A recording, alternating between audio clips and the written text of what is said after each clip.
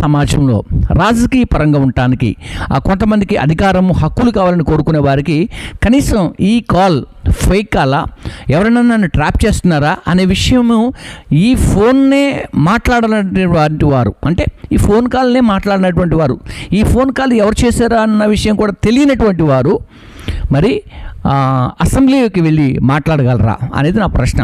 నేనేమంటానంటే అసలు వాస్తవంగా ఈ వరంగల్లో పాల్ గారు ఉన్నారా? వరంగల్లో పాల్ గారికి చర్చ ఉందా? మరి అంతేకాకుండా మరి కర్ణాటకలో 150 ఎకరాల భూమి ఉన్నటువంటి ఆశ ఉన్నటువంటి ఒక పాస్టర్ గారు సేవ చేస్తున్నారా? అతని పేరు డేవిడా.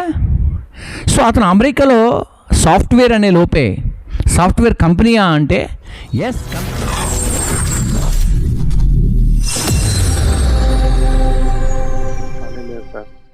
ఇంకోటి ఏంటంటే మేము ప్రస్తుతం గ్రౌండ్ వర్క్ చేసుకుంటున్నాం సార్. ఇదంతా అయిపోయి కొంచెం పెద్ద పెద్ద వాళ్ళతో టచ్ లో ఉన్నారు. అండ్ రెండు తెలుగు రాష్ట్రాలతో పార్టీ ప్రెసిడెంట్లతోనే టచ్ లో ఉన్నాడు మా సార్. అవన్నీ మనం చెప్పకూడదు. అయితే ఏంటంటే ఆ మీటింగ్స్ అన్ని అయిపోయి వాళ్ళు కూడా ఇప్పుడు కొంతమంది ఒప్పుకోవాలి కదా సార్. కొంత ఏంటంటే వాళ్ళ ఓట్ బ్యాంక్ పోతుంది. అండ్ ఇప్పుడు ఉన్నటువంటి క్రైస్తవ పార్టీలు కొన్ని ఉన్నాయి మనవి, అవి కూడా ఓటు బ్యాంక్ ఇబ్బంది అవుతుంది కదా. మరి వాళ్ళందరినీ సెటిల్ చేయాలి. దానికి కూడా మా సారు సెటిల్మెంట్ కి సిద్ధమైపోయారు. ఏమైనా కానీ అంటే మనకేంటంటే సార్, ఇప్పుడు రెండు తెలుగు రాష్ట్రాల్లో ఇప్పుడు కొంత ఆంధ్రాలో కొంత ఓట్ బ్యాంక్ ఉంది మనకి తెలంగాణలో కన్నా. సో అది ఇంకా పెంచుకోవాలి మనం. అది ఆలోచనతో ఉన్నాము. అండ్ ఇంకోటంటే కొంచెం బాగా చేయాలి, ఇంకా ఓట్ బ్యాంక్ పెంచుకోవాలి అనే ఆలోచనతో కూడా ఉన్నాం. అండ్ మీ మేనిఫెస్టో ఏమనుకున్నారు సార్, మీ ఎజెండా యాక్చువల్ గా? మాట్లాడదామండి, అన్ని కూర్చొని మాట్లాడదాం ఫోన్ లో. అందులో ఇది నార్మల్ కాల్ కదా. ఓకే సార్, వద్దులేండి. డిస్కస్ చేద్దాం ఆలోచనలు, మీ అభిప్రాయాలు. నేను మా సార్తో మాట్లాడతానండి. మా సార్తో నేను కల్పిస్తాను మీకు. కల్పించిన తర్వాత మనం ఖచ్చితంగా మాట్లాడదాం. 27th కి మేము వరంగల్ వస్తున్నాము. మీరు వరంగల్ వచ్చినప్పుడు కలవండి. తెలుసా మీటింగ్ చేస్తున్నారని? చెప్పాడు సార్, చెప్పాడండి.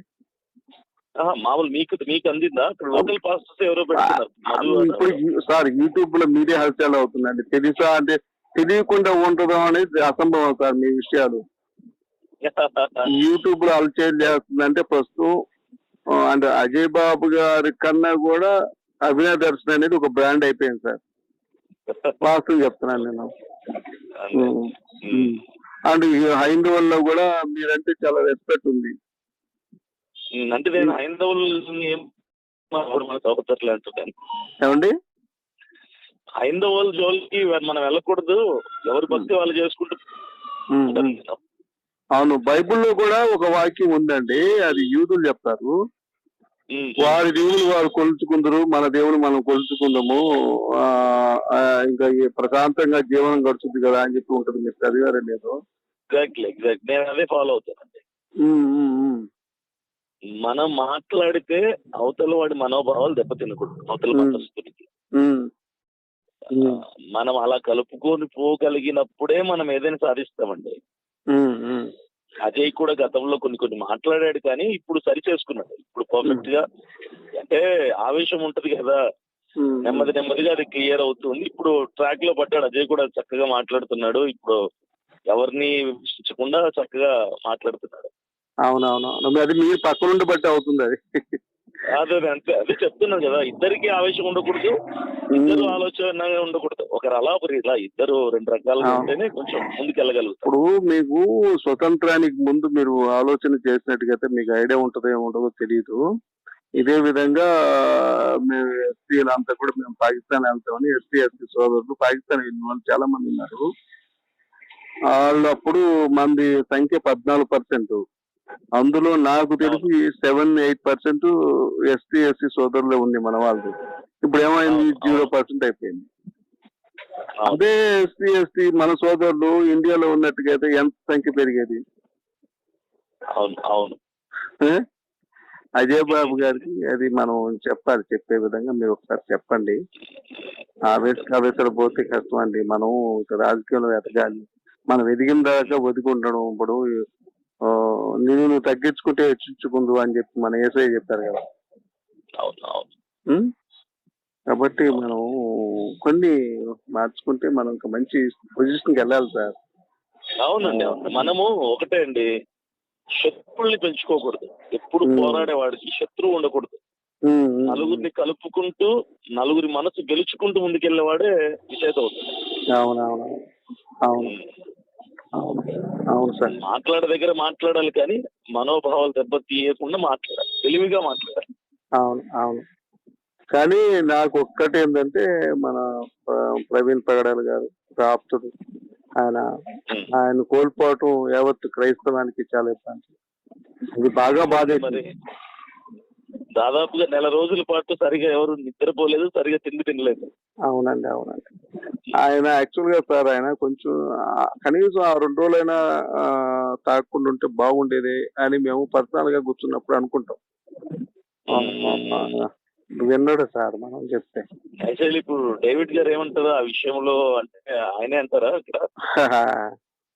ఆయన తెలుసండి, ఆయన మా డేవిడ్ గారికి. ఆయనతో మాట్లాడినాక మీకు అర్థం అయిపోయింది.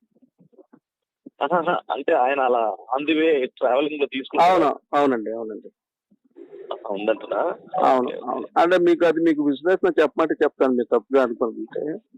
ఇప్పుడు మేమంతా కూడా మానిటర్ చేస్తున్నాము, చూస్తున్నాము.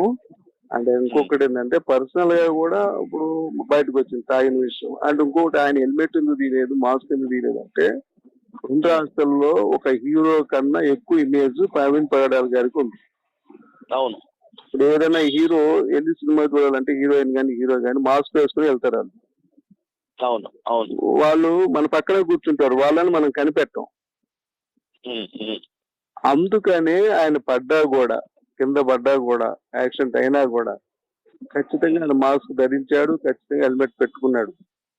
అండ్ ఇంకొకటి సార్, ఇప్పుడు నా ఫోన్ మీరు తీసుకెళ్లారు, ఇప్పుడు దొంగతనం చేశాను అనుకోండి, అండ్ మీ ఫోనే నేను దొంగతనం చేశాను అనుకోండి, నేను వెళ్ళి ముందు కొనాలి.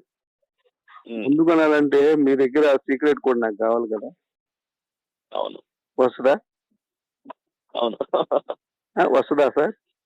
లేదు కదా. మరి అంత ఈజీ కాదు కదా. ఇప్పుడు కొన్ని విషయాలు ఏమవుతుందంటే, ఇప్పుడు మీకు ఒక ఎగ్జాంపుల్ చెప్తానండి. ఇప్పుడు నానా పులి అంటాడు కొడుకు 2 సార్లు, నమ్మడు తండ్రి. 3సారి పులి వచ్చినా కూడా నమ్మడు, ప్రమాదం వస్తుంది. అది ఇలాగే ఇప్పుడు మనం ఒక ఇప్పుడు జరిగిన విషయం దుస్సంఘటన, అది ఎవరికి జరగకూడదు. అది ఇంత అవ్వటంతో ఏమైందంటే నెక్స్ట్ నిజంగా జరిగిన వీళ్ళు ఇంతేలే, అభినయ దర్శన్ గారు అంతేలే, అది అలా అయింది కదా, ఇది కూడా ఇలానే చేస్తున్నాలే అనుకునే ప్రమాదం ఉంది. ఎందుకంటే మనం భవిష్యత్తులో రాజకీయంగా ఎదగాలి కాబట్టి. అవునా కదా? అవును. అది ఇప్పుడు అంత జరగకుండా ఉండాల్సింది వాస్తవం. పాపం వాళ్ళు కూడా ఫ్యామిలీ లేదండి మేము క్షమించాం అన్నారు కదా. అది అక్కడితో అయిపోతే బాగుండేది. కొంచెం సరేలేండిగా జరిగిపోయింది, మనం ఏం చేయలేం. అయిపోయిందని మనం రికార్డ్ చేయలేం కదండి. ఇది నా అభిప్రాయం సార్, మీ అభిప్రాయం ఏముందో నాకు తెలియదు. యాక్చువల్లీ కొన్ని విషయాలు నాకు తెలిసే, కానీ మనం దాన్ని బయటికి తీసుకురాకూడదు. మనం ఏదున్నా సరే మనం స్టాండ్ తీసుకుని ఫైట్ చేయాలన్న ఉద్దేశంతో నేను ముందుకెళ్ళాను. ఇప్పుడు జాన్ పాల్ ఉన్నాడండి. జాన్ పాల్ ఏం చేశాడు, ఎవరో చెప్పారు నాకు ఇది, ఆయన తీసుకుంటాడని తెలుసు నాకని చెప్పి తీసుకుంటాడు, తాగాడు, పడ్డాడు. అవసరం లేదు అది చెప్పడం. అవునవును. బయటికి తీసుకురావడం అవసరం లేదు.